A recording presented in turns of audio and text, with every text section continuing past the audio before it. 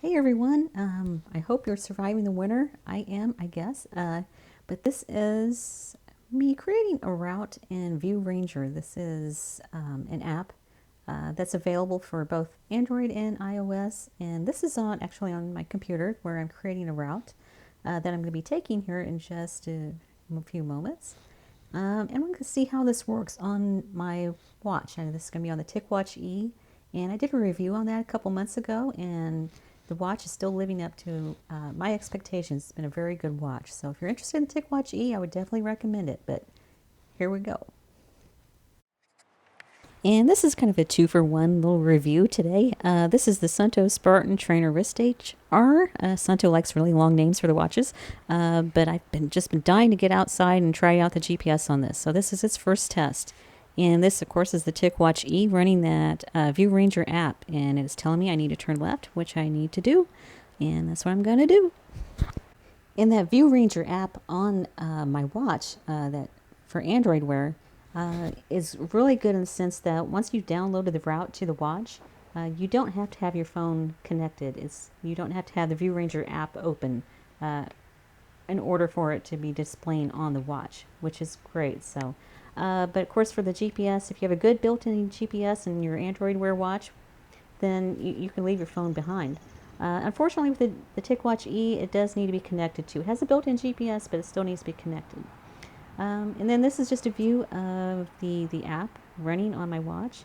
And I love those big arrows. It made it really obvious where I needed to turn. And this is just a view of the satellite view of where I was at. I know you can't see it good on the video, but I could see it good there in person.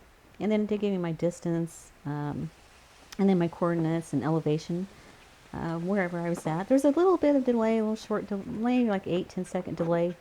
Sometimes you had to stand still for it to update, but it wasn't bad at all.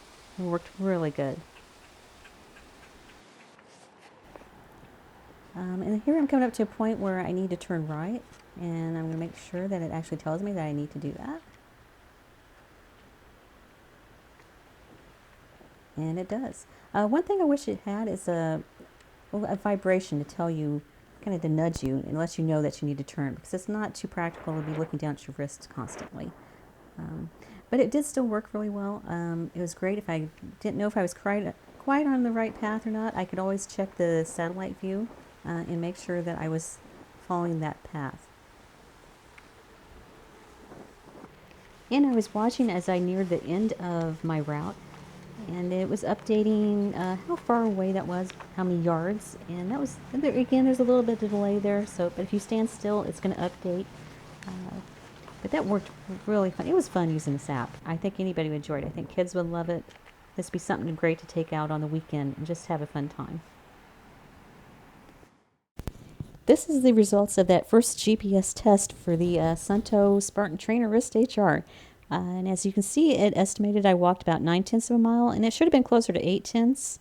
But I can see where it goofed up. What you didn't see in the video when I was walking around that pond is that when I first started walking, I had forgotten my phone.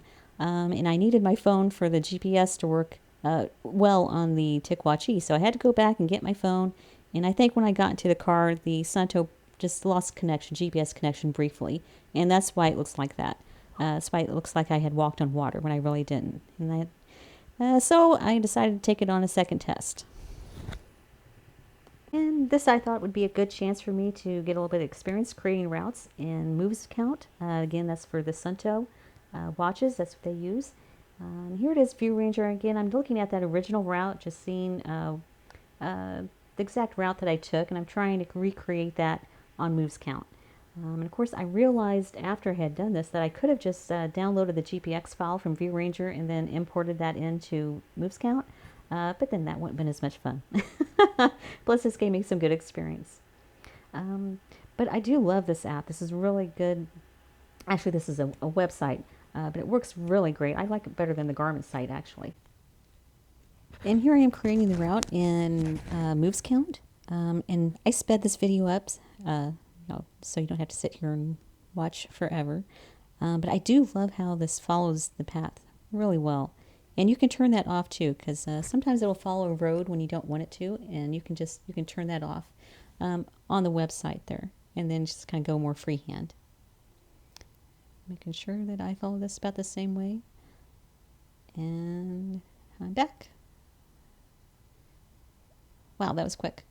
All right. Okay. And here I am back on the moves count website again. This was after I did my second test with the Sunnto. After I created that route, I went back out there and did this test again. It was a couple days later, but I did this test again, and this time it turned out much better. It didn't say that I had walked on water this time. Even though I did have to go back to my car. That was kind of crazy. I forgot my phone again. But I do like, I love how it worked. It was very easy to follow along, and it just has the breadcrumb trail. It doesn't have the map like the View Ranger app has. And I did miss that. It is really handy to see that satellite view exactly where you are. But I didn't have any trouble following it, at least on this path. Of course, it was pretty obvious where I was at. I was following along on sidewalks and stuff.